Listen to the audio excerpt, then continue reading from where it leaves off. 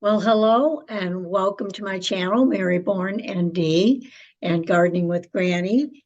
And I've got some exciting things to share with you today.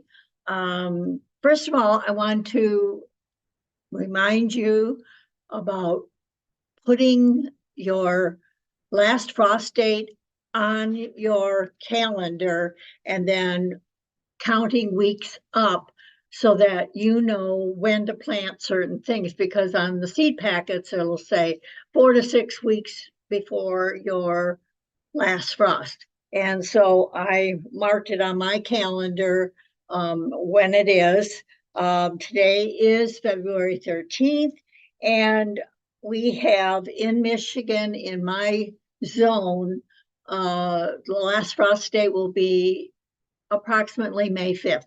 And so I marked up, and this will be the 13. So there's 13 weeks before my last frost date. And next month will become push to shove type planting, because a lot of plants are 6 to 8 weeks prior to your last frost date is when you want to start the seeds. So today I want to plant things that will go in my green stalk. And last year when I did the seed starting, I will take you down there and show you my setup. We have air hockey game that my husband made, and I put plastic mat on it to protect it. But it was really difficult to clean it up after I was done starting my seeds and all that. So I ordered from Amazon some exciting stuff. So first off, we have two packages in this box. The first package,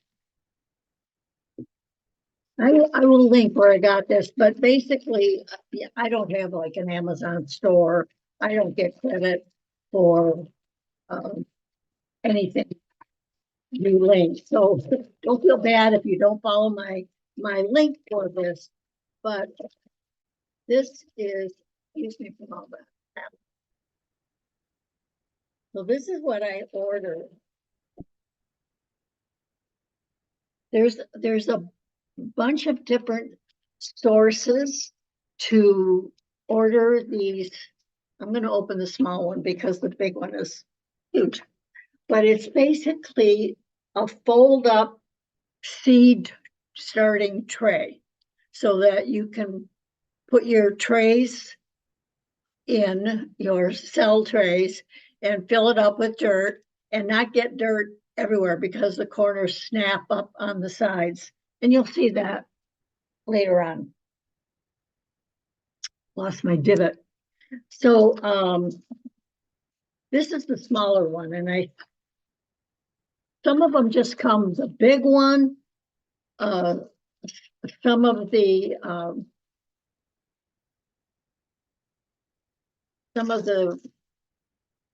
ways that you can order it is simply the big one. They ranged like $45. This was like, I think, under 20.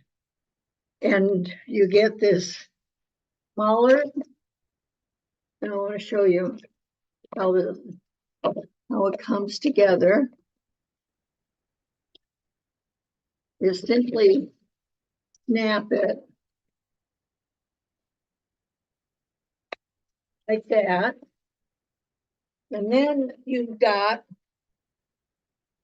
a little tray, and it's plastic and washable. It'll be easy to pick up, dump it outside, and at least I think we'll know when we get going on it. But I'm really excited about it because I still haven't done my winter sowing, and I figured I could do the smaller seed starting tray up here and do my winter sowing. And this particular link came with a lot of goodies. It came with all tools. How cool is that? You know, got a little digger thing. You could use this as a divot for planting your seeds. They also have a plastic divot that you could mark on here how the depth. I don't see any markings on it, but you could easily do that. So if the seed is supposed to be set in by a 1/4 inch, you can mark 1/4 inch or 1/2 inch. I think that's rather cool. I don't quite know what this is. If you have any ideas, let me know. This looks like some kind of a scoop type thing that maybe you could scoop out seeds. I'm not sure. Little brush to brush away dirt. There's actually a pair of tweezers that if your seeds are real small and you like to pick them up by a tweezer, you have that ability. So I'm really excited to use these. And in conjunction with this, last year I ordered a box of garden markers, and I really liked them because they didn't fade. They stayed in, you could still see the writing on it, even in the fall after everything was done and you're ready to pull it all out. So I ordered these garden markers, and I didn't realize that they also come with little plastic markings. Now, I generally will make my own. I use lots of yogurt. And so I take the carton, and when I'm done, I wash it out and I cut the carton and make long strips, which are great for in the garden. But when you're sowing in trays, you don't want anything that long. So you maybe want a shorter marker, and these would probably work for that. I've also seen where you can put tape on your seed trays and identify the plant by that. But then, of course, when you go to transplant, you've got to make sure that you've got a marker for the transplants. So these are called just plain garden markers. They're for outdoor use, and they, when I read in the description, they would not fade, or they're guaranteed not to fade. So I liked these. They have a fine line, and it would be easier to write on.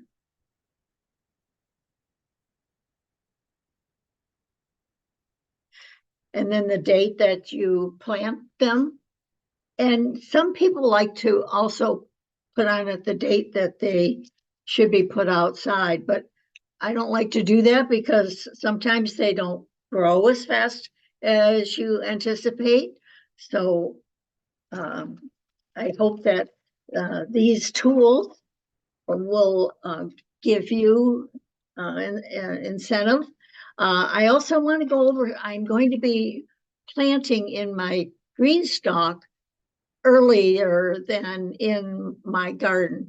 So I might even do that at the end of April or even the middle of April, depending on what I see in the forecast. So I can transplant my plants into the Green Stalk because I have covers for that, which makes it sort of like a greenhouse, and will protect it against colder temperatures. So I'm excited to get started with that. So I just want to go over a few of the things that I'm going to be planting for my Green Stalk.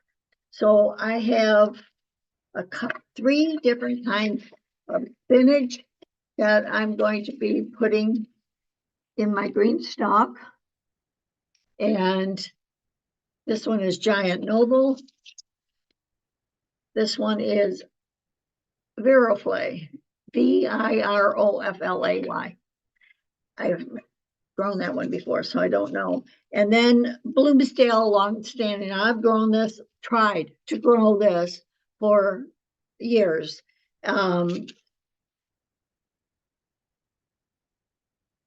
Usually what happens is I put it out in the garden after, there's not going to be any more frost. But by the time they develop, the heat gets to them and they turn into seed and they're useless. So, and I like spinach. I like it a lot. So I want to try growing multiple pockets of spinach. I want to grow maybe 10 pockets of spinach.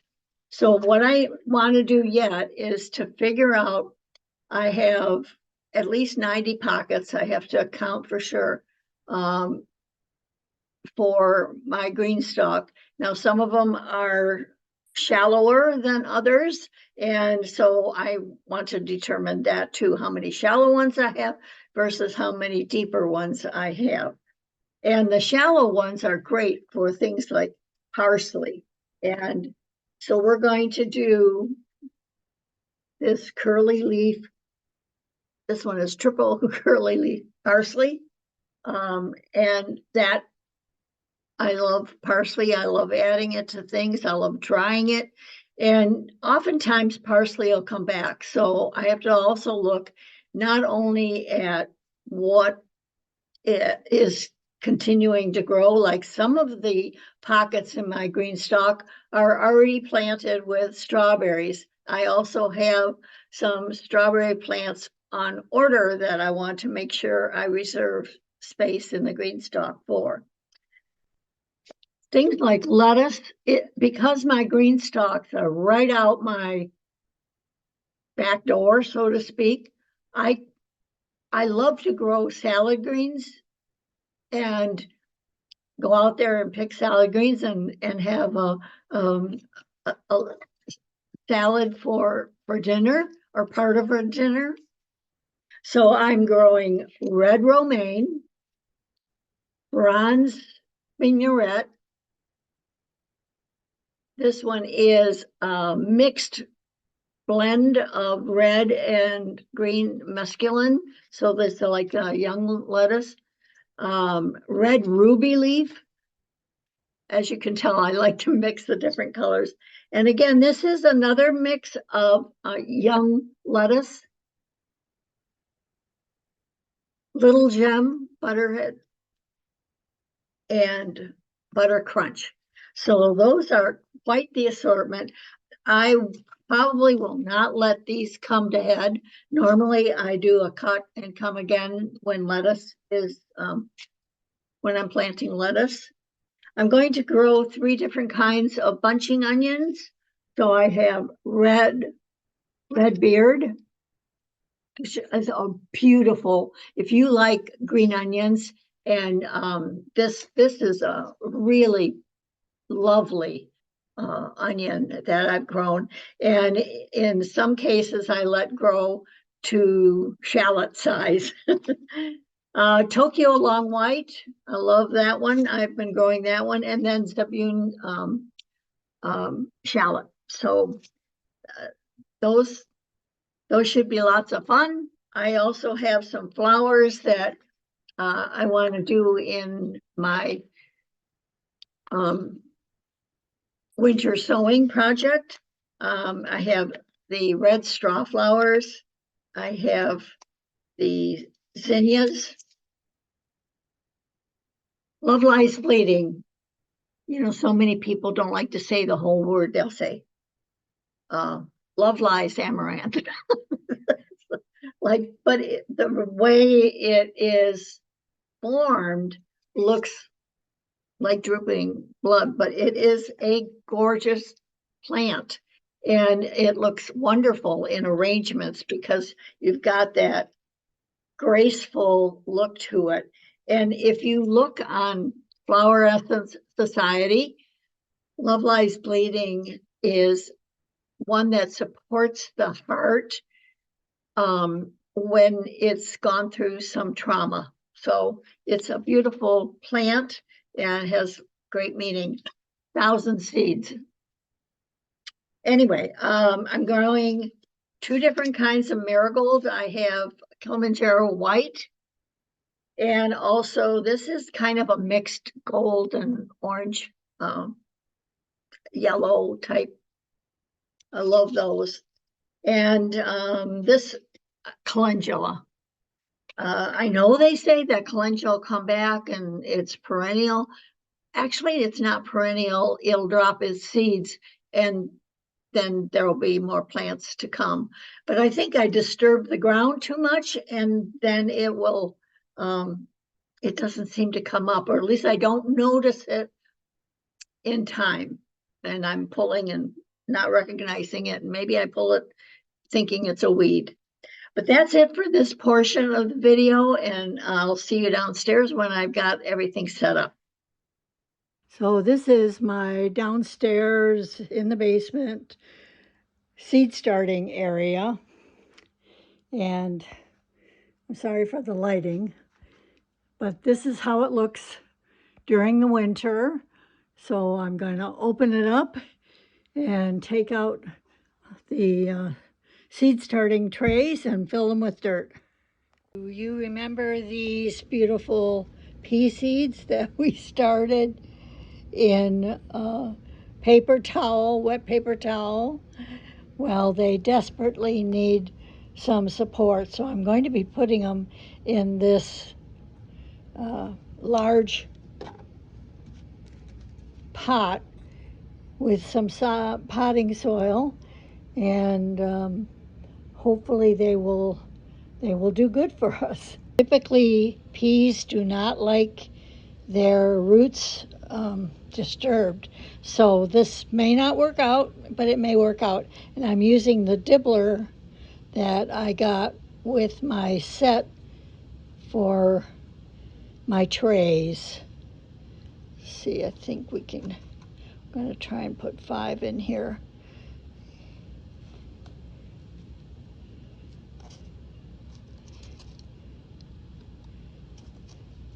And I'm going to have to use 2 hands, so I will have to show you the results when we get done. Just had to show you the roots on this.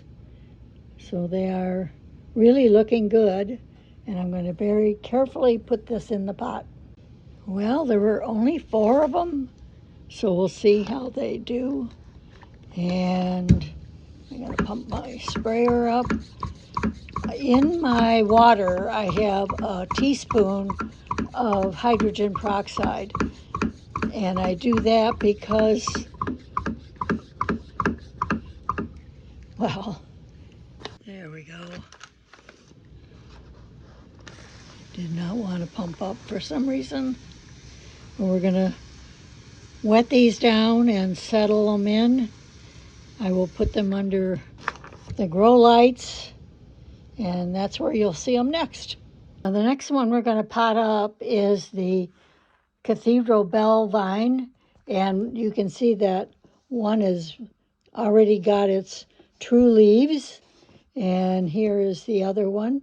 It's coming along very nicely, but I think if I put it in a pot with a little extra nutrition, it will do better. They are much happier in their larger containers. Again, the lighting in here is really quite poor. The last one, whoops, we're potting up is the lupine or lupine or lupin. But I'm very excited to see that. That's the first time I've actually had a seed from the lupin germinate.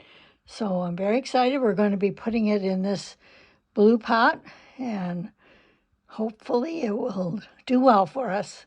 Okay, so now we're going to start seeds for the green stalk. And we're going to do 2 lettuce. One is by Burpee and the other one is the free one we got from M.I. Gardner. And those were the ones that I started in just to check germination rate and actually had a salad from it. Then we've got the Tokyo long bunching, and then the red bunching, and basil, Genovese, and spinach, Bloomsdale. So we're going to put these in their individual seed trays, and I've already got them marked. So here we go. So they are all in their little seed things. You can actually see the lettuce seeds, and I liberally planted them. Then the onion ones are very, very tiny, but if you look closely, they're black against the brown. And then the basil, again, is difficult to see. But the spinach kind of looks like little pebbles. There we go. There's a spinach seed. So then I'm going to water them, and we'll see what happens.